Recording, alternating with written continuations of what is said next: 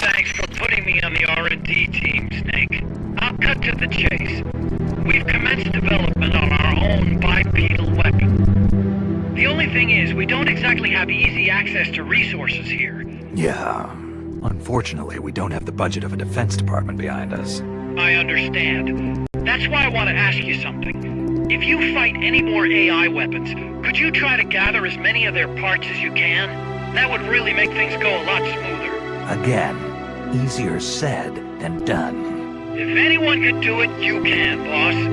You single-handedly took out the pupa. True.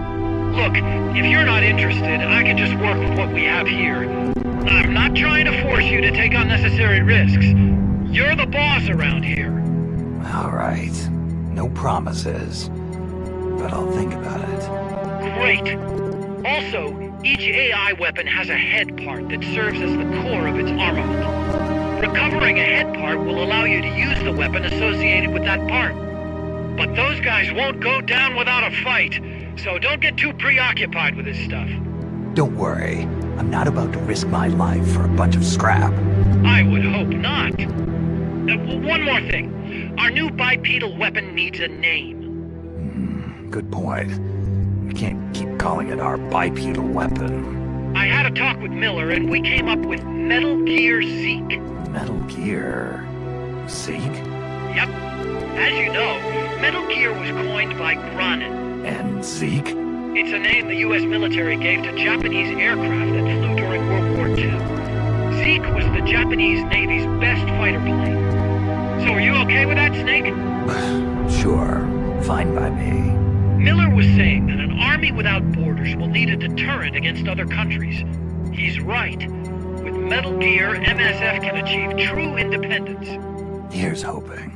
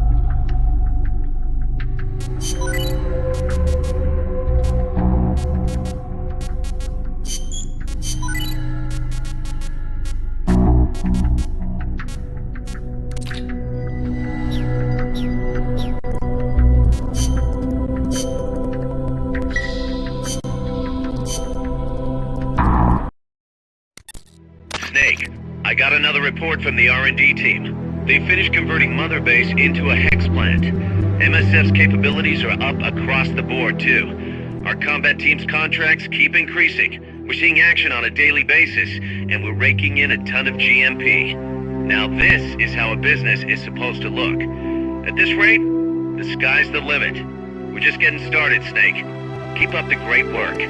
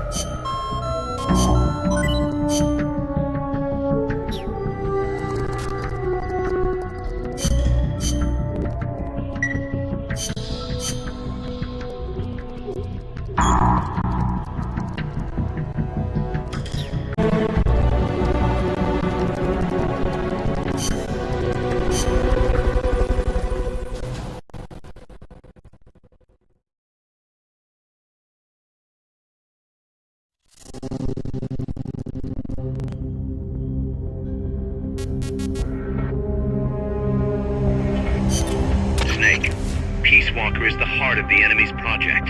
To prevent its completion, you'll need to either shut down or destroy the artificial intelligence that functions as its brain. According to Huey, that AI is now undergoing final calibrations in Strangelove's lab. It's inside a tropical cloud forest. Slip in and terminate that AI before they ship it out.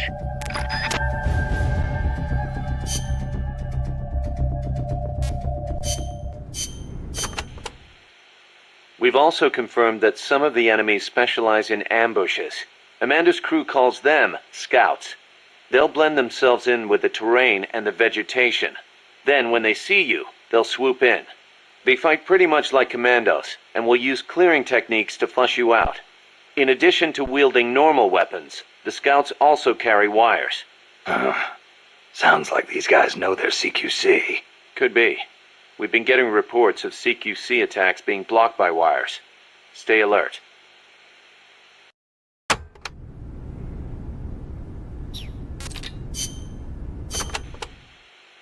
Are there any large-scale ruins in Costa Rica, Paz? There is a place east of Cartago called Guajabu. They have ruins there, but they're not especially big. Not the place I'm thinking of. Any others? Well, if you go a little way across the border into Nicaragua, there's a place called La Fortaleza de la Inmaculada Concepción. That is the only famous one. Then what were those ruins I saw from up on Irasu? There are a lot of things we still do not know about Costa Rica's ancient civilizations. There are giant stone spheres throughout the country.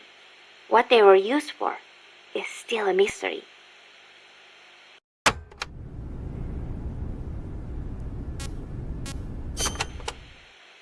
The cloud forests cover the central mountainous region of the country. They are perpetually shrouded in fog.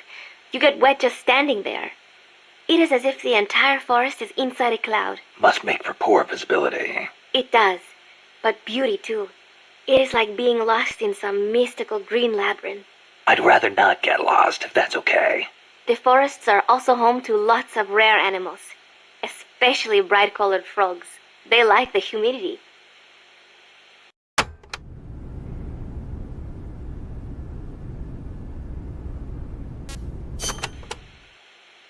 you know that butterfly painted on Peace Walker?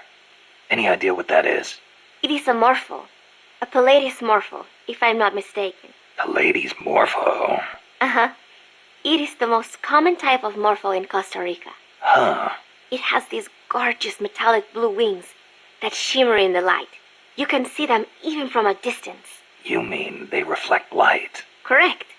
It is called structural color. Morpho scales have tiny bumps on them that interfere with the light and make them look blue. The space between the bumps corresponds to the wavelength of the blue light. Let me see if I get this. So if you could change the spacing, you'd end up seeing a different color. That is the principle. I heard somewhere it is being researched as a way to color cloth without dye. Think of the camouflage you could make with that. Is that all you can think of? Hey, it's important. What I don't get is why they'd put a butterfly on Peace Walker. Maybe because it looks pretty. I hope that's all it is.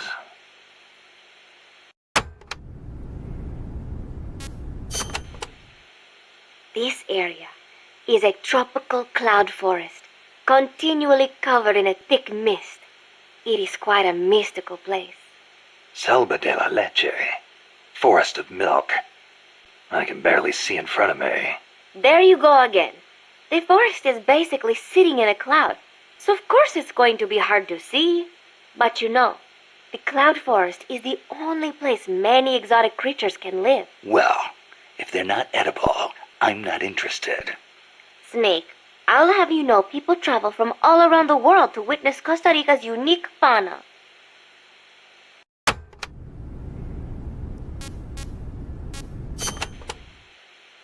Snake, watch out for the frogs. Why? They bite? Relax. No frog's ever eaten a snake. Although, I've feasted on a few frog's legs myself. But they are dangerous. They are poisonous. Poisonous? Poison dart frogs live up to their name, I assure you. Their poison is so strong. The Indígena use them to make poison-tipped arrows. Some secrete poison through their skin. Even touching them can be dangerous. So don't go petting them or anything. So I can't eat one? I am warning you.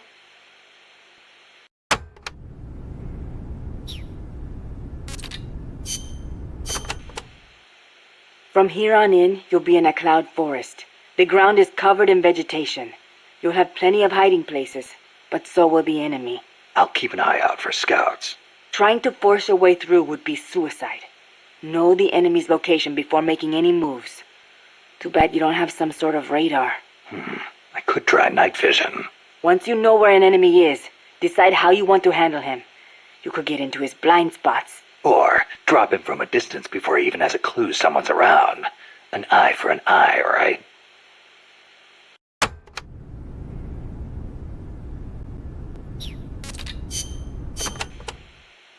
Chico, you know much about cloud forests? Not that much.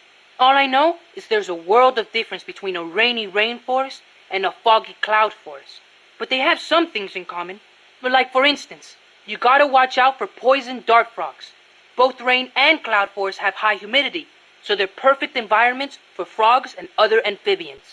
I mean, it's not like just touching a strawberry poison dart frog or a dying dart frog is going to kill you. But don't eat them, no matter how hungry you get. I can get all the rations I need from Mother Base. No jungle food for me this time. Seriously? You're not disappointed you don't get to eat wild animals? What do you think I am? Just kidding. In Colombia, though, there's a frog, the golden dart frog, that's lethal to the touch. How do you know all this? Come on. Don't you think poisonous animals are cool? Not if you get poisoned by one. Well, obviously. One more thing. When you get to the forest, be on the lookout for Bigfoot. I think I'll be okay there.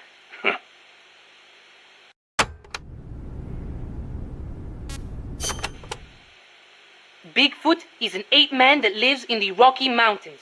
In the local Indian language, he's known as Sasquatch. And get this, he's over 3 vara. Can you believe that? So he's kinda like a gorilla? Completely different. Even the biggest gorillas only get to about 2 vara, and they walk on their knuckles. Bigfoot's big, and he walks on 2 feet, like people. So He's more man than ape. Probably. His ancestors must have split off from humans at some point. Like before they started using tools and stuff. Yeah, but aren't the Rockies kind of far away from here? Not that far. According to Darwin, humans came all the way over here from Africa. Plus, there have been sightings in Venezuela of an ape-man called Mono Grande. Costa Rica has tons of plant and animal species. So I'd expect there to be at least one kind of ape-man. At least.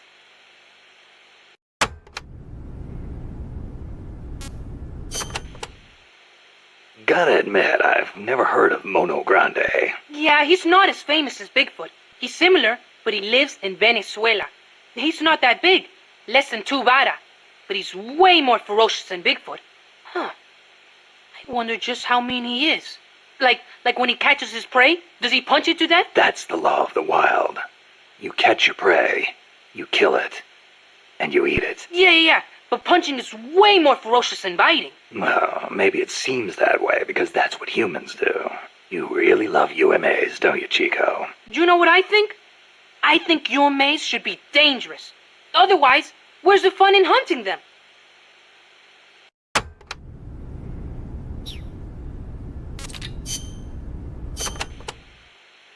Doc, I'm starting to sense your feelings about nukes are a little different from your colleagues. How do you mean? Your little chat with Coldman back there. I told you my father worked on the Manhattan Project, right? You're familiar with it? The basics, yeah. It was the project that kicked off the nuclear age. That's right.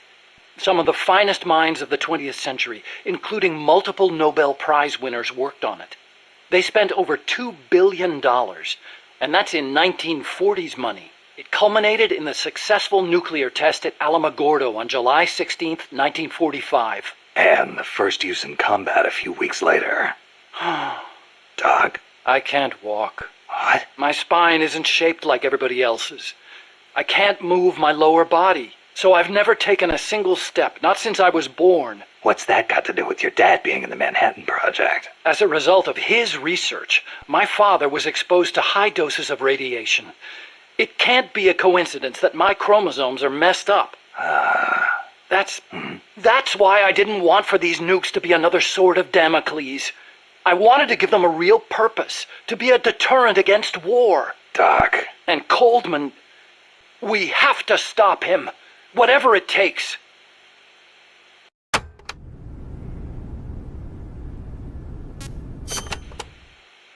August 6th, 1945. Hiroshima.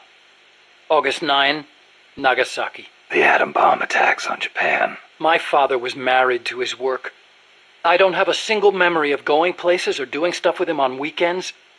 But even as a kid, I knew on some level that it was for his family. I respected him. My mother used to tell me all the time, "Your father is a brilliant scientist. He saved countless American boys from death. You should be proud of him." Yeah. You could say the war ended because of those bombs. When I was in the 5th grade, a Japanese student transferred to our class. She showed me photos of Hiroshima after the bomb. I couldn't believe my eyes. A city of over 350,000 people reduced to a scorch mark on the ground by a single atomic bomb. Houses blown off their foundations, burned to ashes. The only things left standing were the skeletons of steel-framed buildings. And it wasn't just the buildings. Blackened corpses on the side of the road. Survivors covered head to toe in severe burns. Within a few months, over 70,000 had died in Nagasaki, twice that in Hiroshima. For years after that, I couldn't talk to my father. Couldn't even stand to look at his face. I know how you feel, Doc. But your father's your father. If he hadn't worked on that project, my body wouldn't be like this. I could be researching something else. I could have lived a normal life.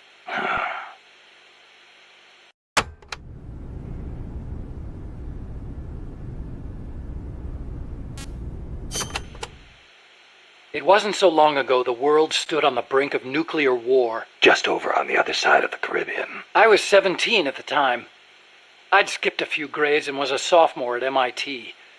I remember feeling kind of apathetic about the news that came in every day. It seemed clear to me that as long as they had a grasp of the concept of nuclear deterrence, there was nothing to fear. Either that, or they were fanning that fear on purpose. As a way to secure a bigger defense budget? Huh, I can see that. But if that was their plan, it kind of backfired. Because it ushered in the era of détente between East and West. Coldman's really gonna do it this time. Once the nuclear genie is out of the bottle, the yoke of deterrence is going to be meaningless. People will die. Cities will burn. We have to stop him now before it's too late to turn back.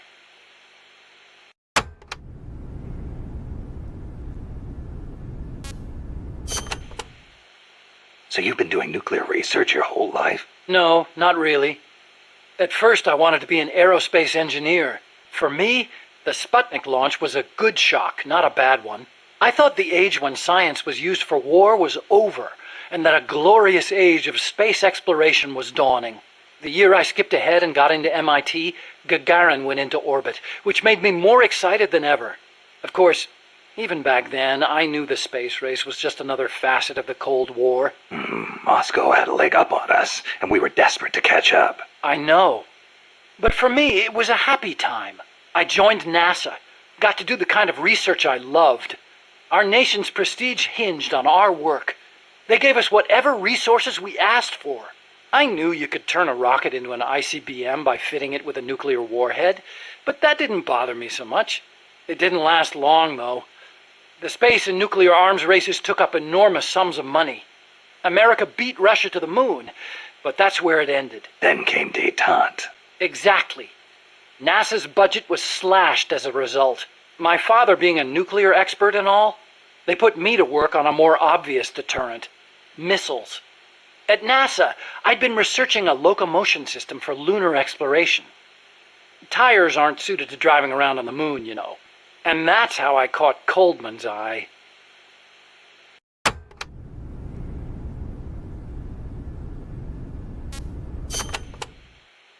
The aim of the Peace Walker project is to achieve robust nuclear deterrence across Central America by deploying a new nuclear weapon system along the Caribbean coast. Peace Walker is also the name of the system itself. A nuclear weapon named Peace. I can just see the look on Kaz's face. So why exactly does this new system need legs in the first place? Because it's a walker, an unmanned weapon moving under its own power and capable of launching a deterrent strike from anywhere. That's the whole idea behind Peace Walker.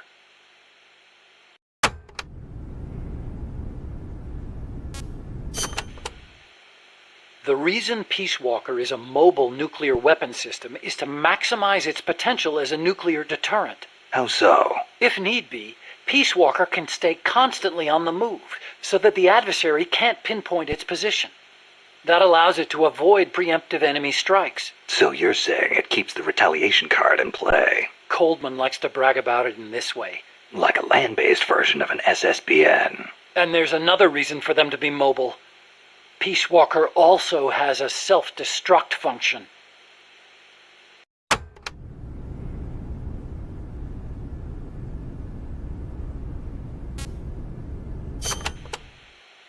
Why would Peace Walker need a self-destruct function?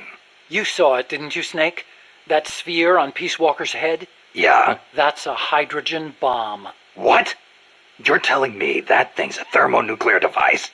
Do they have any idea what kind of destruction that thing would cause? I know, it's crazy. I mean, even overkill has its limits. If it's strategic value they want, they could have gone with something smaller. It's like they want a weapon on par with Russia's Tsar Bomba. This arms race is running way out of control. It's an evolutionary dead end. A saber-toothed tiger. You can't load a warhead that big on a missile, of course. And no strategic bomber could carry it.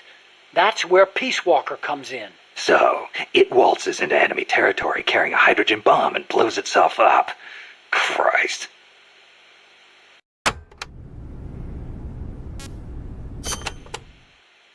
The biggest nuclear warhead ever actually detonated was the Soviet RDS-220, nicknamed Tsar Bomba. It had an estimated yield of 57 megatons, 10 times as much power as all the explosives used throughout World War II. The test took place on October 30, 1961, above Novaya Zemlya. The explosion is believed to have created a fireball over 2 miles in diameter. Can you believe that? Like a miniature sun. The explosion was seen as far off as Finland, 600 miles away. And some people even reported windows shattering. The shock wave traveled 3 times around the Earth. 3 times? Peace Walker is armed with a massive hydrogen bomb, even more destructive than Tsar Bomba.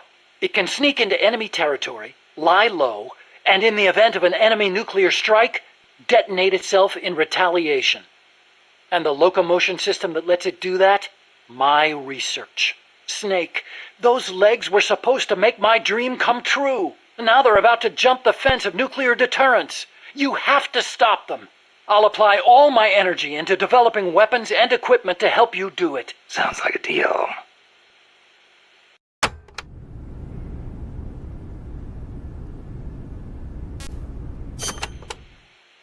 What made you put an AI into Peace Walker?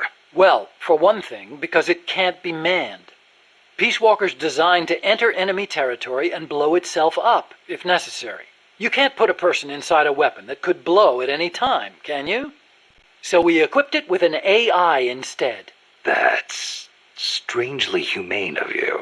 And besides, Peace Walker was designed as a bipedal weapon system. You can't imagine how hard it shakes when it walks.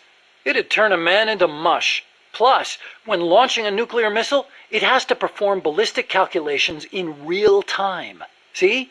Because it's always moving. Hold on. If that's all it does, then a high-performance computer ought to do the job. It doesn't need intelligence. That's a very good point, Snake. Which brings me to the real reason. Peace Walker needs AI to make decisions regarding nuclear retaliation. It's what ensures perfectly mutual assured destruction. I've heard all this before. You want a war between machines? We never actually launched the first nuke, of course. It's strictly a counterattack system. Only a politician could make such an illogical decision as starting a nuclear war. Conversely, if an adversary launches a nuke at us, the AI will not fail to retaliate. Therefore, the adversary can't launch. The AI guarantees it. Even so, launching nukes without authorization? Boomer captains have the authority to launch if land communications are cut off. It's the same principle. Not even the captain of a boomer can make that decision alone. The way I heard it, that's the only situation where insubordination is allowed. Only because humans are imperfect. That's Coldman's line of thinking. You're saying that machines don't make mistakes? That's a myth. Worse than that, it's blind faith. We wouldn't put our faith, our fate, into the hands of any ordinary machine. That's what the AI is for. The decision to launch a retaliatory strike requires high-level judgment. You have to take into account not only the state of the war, but the entire world. And sometimes, you need to make a guess based on incomplete information. Huh. You think an AI can do all that? Yeah. At least Dr. Strangelove does.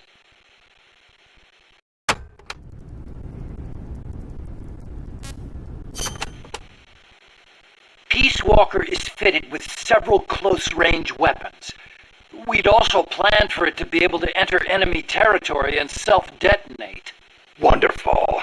What exactly are we dealing with here? Well, the flamethrowers for one thing. One in the front and one in the rear.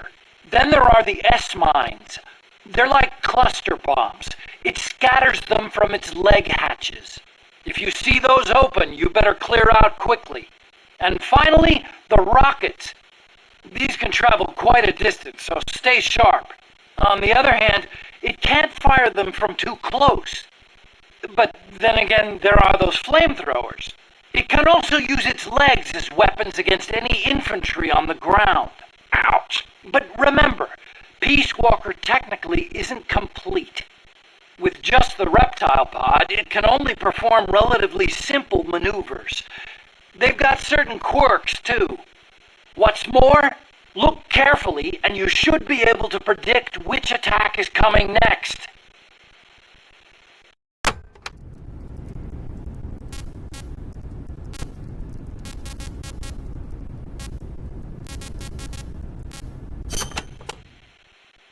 Okay, but why does Peace Walker need to walk on 2 legs? I think treads would be good enough. You'd be wrong. As you know, the terrain in Central America is rugged and complex, especially along the Caribbean coast of Costa Rica. You've got jungles, swamps, mountains, and the only way to get across all that terrain, no matter how rugged, is on legs. Yeah, but wouldn't it be tough to cross a swamp, even on legs? It wasn't easy, that's for sure. The reason we picked Costa Rica as a proving ground is because we can test it on every type of terrain.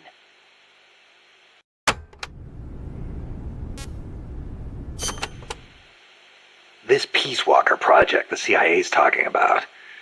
You believed in it, huh? Yeah, I believed. Actually, maybe I just wanted to believe. What do you mean? Here's how Coldman explained it. Peace Walker's a weapon for peace. One to ensure true nuclear deterrence. It'd be the anchor to bring stability to Central America. He told me, the nuclear weapon system you've built will never be used. It will forever stand vigil as an icon of peace. And to achieve that, he needed my bipedal locomotion technology. To be honest, I was flattered. Flattered? Wouldn't you be? My colleagues in the scientific community have never taken me seriously. They told me bipedal locomotion was a pipe dream, that it'd never amount to anything. It was the first time anybody recognized my work. How could I not be happy? And besides, it was my chance to surpass my father. To create nukes for peace. Or so I thought anyway. But Coldman's really going through with it. Yeah. Makes perfect sense, really. No one would give the project any notice unless they could prove that an unmanned system is capable of launching a nuke.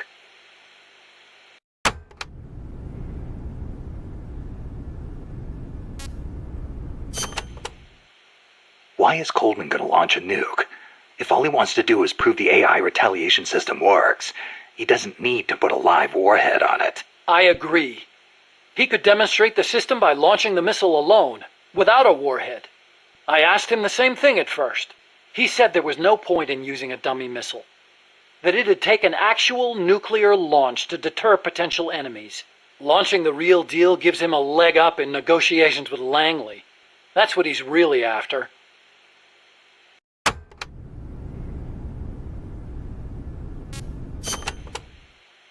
I based the bipedal locomotion technology used in Peace Walker on Soviet research. Actually, I'll be honest with you. I stole most of the basic ideas behind it. Soviet? Bipedal? You mean Granin? You know him? Yeah. I met him at his lab in Russia. He helped me out a little bit. You met him? What were you... He was head of the Granin Design Bureau, creator of countless Soviet weapons. I'd hit a wall in my research at the time. Granin's ideas solved nearly all my problems. There's nothing unusual about using somebody else's work to further your own research, is there? As long as you cite it, yeah. But I wasn't in a position to do that. His research was classified at the highest level. Soviet research, no less. So, you used it without telling anybody? I wanted to show up my colleagues for once. The ones who never took me seriously. But you reap what you sow. Coldman seized on that vulnerability. Told me if I quit the project, he'd expose my larceny. He had you by the balls, Doc.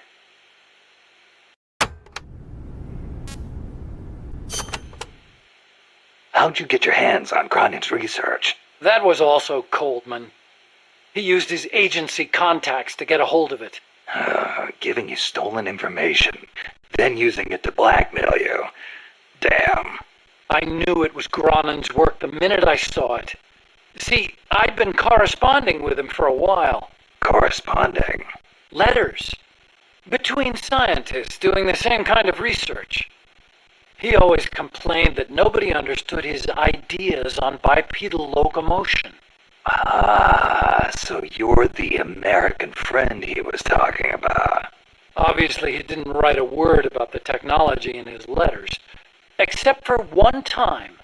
If by chance anything should happen to me, I entrust my research to you. Better that than handing it over to these ignorant so-called scientists. Sounds like him, all right. Then one day, his papers actually came. It wasn't hard for me to imagine what had happened to him. I felt it was my duty to carry on his work after him. And also... What? I thought maybe combining his technology with mine could be a way to bring East and West together, like the docking of Apollo and Soyuz. It'll never make the history books, and it's still not a reason to plagiarize. You're right. You're absolutely right. I never had the courage to tell the truth, that's all. I always looked for excuses to cover it up. Until now. Huh? You told me everything. You're no longer a coward.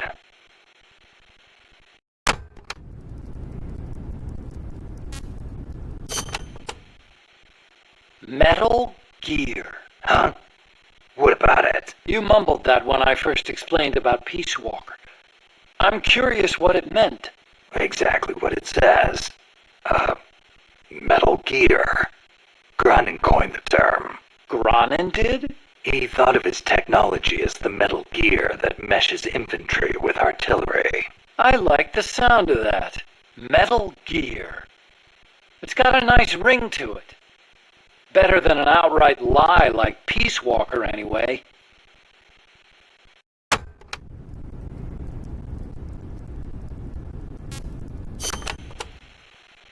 Those papers the CIA gave you, was there any data on the Shagohod in there? Shagohod? A nuclear tank that launches IRBMs. It competed against Gronin's system for approval. Oh, the thing with the rocket. Designed by a guy named Sokolov, right? What's so funny? No, I was just remembering some of the commentary Gronin added to the Shagohod papers. You should have seen the way he badmouthed it. It was too conservative, too ugly. I can imagine. He was so angry when he wrote that, he smeared up the ink. And you know how shoddy the paper is over there to begin with. I'll bet. That's Gronin, all right. Imagine accelerating the launcher itself to 300 miles an hour to extend the range of an IRBM. As stupid as it sounds, it's a hell of a concept. Who but the Soviets would think of using a tank as the first stage of a rocket? I actually took a cue from the Shagohod when I developed the Pupa. That hovercraft thing? You stole that one too? Give me a little credit. I only borrowed the concept. The technology is original. As it turned out, hover technology wasn't enough to handle all the terrain in Central America. It relied too much on brute force. But the Shagohod was a major threat. That thing could corner like you wouldn't believe. Built pretty tough, too. You sure know a lot about it. It almost did me in. I couldn't forget it if I tried. Did you in? So you were the one who took it down. Wow! You really are amazing. I didn't do it alone. No, seriously, thank you. We might not be here today if they'd begun mass-producing that thing. Then again, they're hard at work now miniaturizing nuclear warheads. Pretty soon they won't even need an accelerated launcher like the Shagohod. Great. That means they're that much closer to being able to launch from anywhere in the world.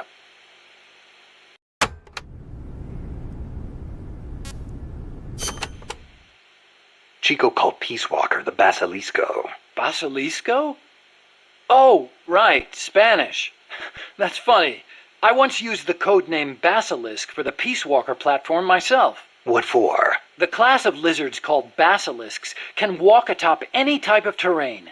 In a pinch, they can even stand up on two legs and run across water. Perfect name for a system that can walk anywhere in Central America, right?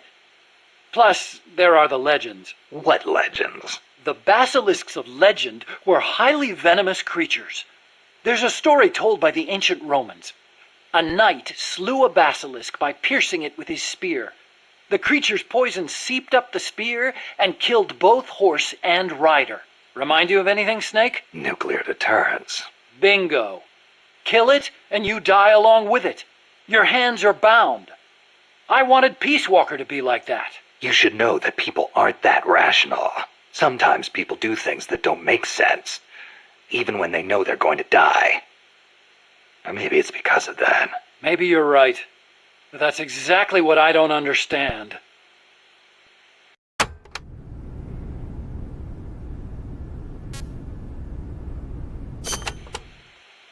So this Dr. Strangelove was at NASA? Yeah. Well, actually, Strangelove left for DARPA not long after I joined. And then the two of you ended up back together doing research in Costa Rica. Not exactly together. We coordinated on a few things, but the research projects themselves were separate from each other. We had it worked out so that Dr. Strangelove handled the mammal pod, Peace Walker's cerebrum, while I did the rest. That letter, something to do with your research? Huh? No, it's yeah, it's a report. Research findings. Research findings? Anything in there we could use against Peace Walker? Nothing. Nothing at all. Just don't read it, okay? Promise me you won't?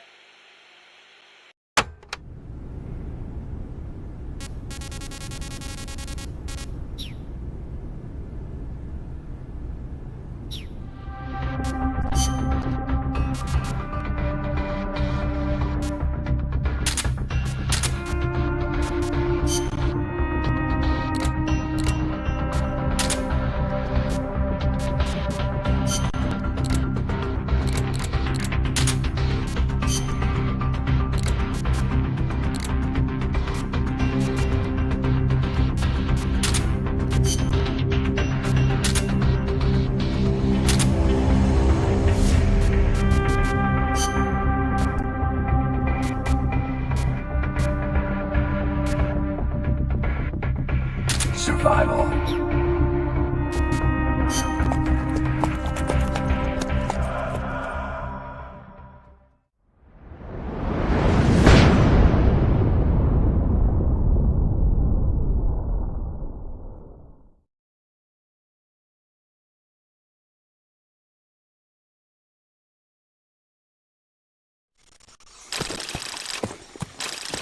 Snake, how's the mule treating you?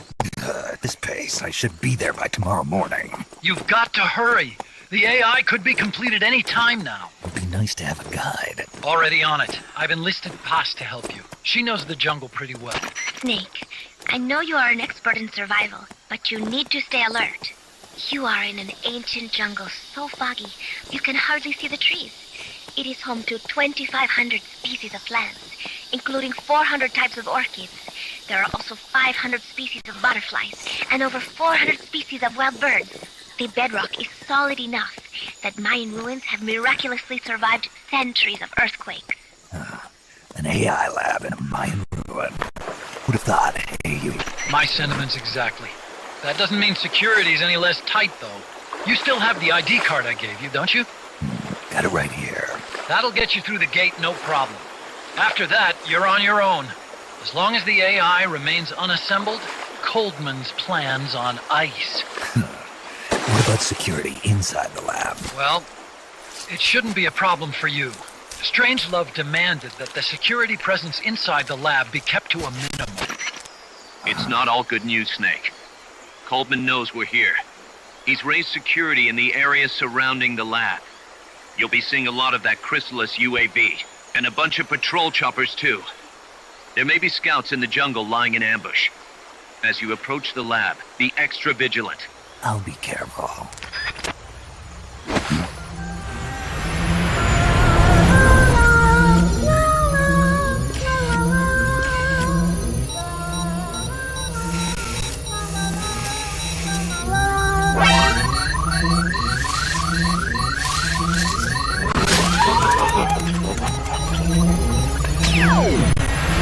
They're looking for you. Stay sharp.